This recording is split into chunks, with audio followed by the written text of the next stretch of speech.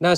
267ตั้งแต่เยนะเตภิกขุเตโนปสังกมีติติรัชฉานคตานามะเป็นต้นไปหลายบทว่าเยนะเตภิกขุเตโนปสังกมิมีความว่าธรรมดาสัตว์เดรัจฉานทั้งหลายครั้นได้ทำความคุ้นเคยกับภิกษุรูปหนึ่งแล้วก็ยังความคิดเช่นนั้นนั่นเองให้เกิดขึ้นแม้ในภิกษุเหล่าอื่นด้วยเพราะฉะนั้นลิงตัวเมียนั้นจึงได้เข้าไปหาภิกษุเหล่านั้นจนถึงที่อยู่ครั้นแล้วก็ได้แสดงวิการนั้นแม้แก่ภิกษุเหล่านั้นเหมือนกับแสดงแก่ภิกษุที่ตนคุ้นเคยฉะนั้นบทว่าเชปังแปลว่าหางบทว่าโอททิสีแปลว่าวางไว้ตรงหน้า2บทว่านิมิตตัมปีอากาสิความว่าภิกษุอาคันตุกะเหล่านั้นย่อมรู้ความต้องการเมถุนด้วยความกำหนดอย่างใดด้วยกิริยาอย่างใดลิงตัวเมียนั้นก็ได้ทำนิมิตนั้นด้วยความกำหนดและกิริยานั้น2บทว่าโสภิกขุความว่านี้เป็นวิหารวงเล็บที่อยู่ของภิกษุใด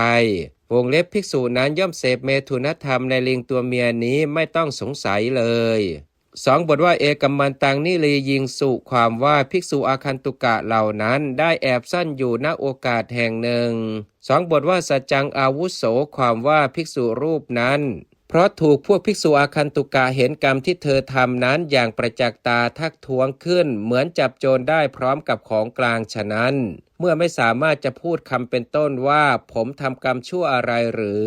จึงพูดรับว่าจริงขอรับหลายบทว่านนุอาวุโสตเทวตังโหติความว่า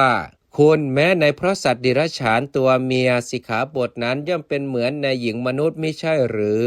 วงเล็บคุณเมื่อภิกษุสุทินเสพเมถุนธรรมในหญิงมนุษย์สิกขาบทย่อมมีฉันใด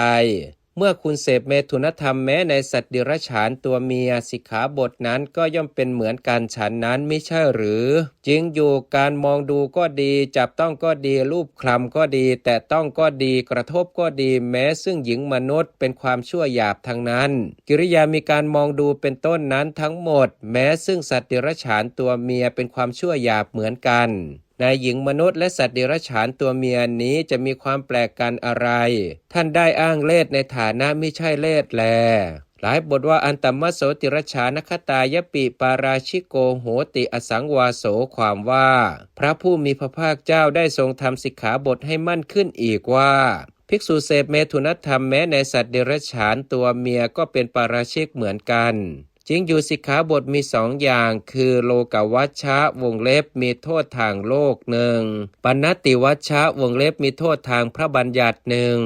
บรรดาโทษสองอย่างนั้นสิกขาบทใดในฝ่ายสจิตตกะมีจิตเป็นอกุศลล้วนๆสิกขาบทนั้นชื่อว่าเป็นโลกวัชชะที่เหลือเป็นปณตติวัชชะบรรดาโทษสองอย่างนั้นอนุบัญญัติในสิกขาบทที่เป็นโลกวัชชะเมื่อเกิดขึ้นกั้นปิดประตูตัดกระแสทำให้ตึงขึ้นกว่าเดิมย่อมเกิดขึ้น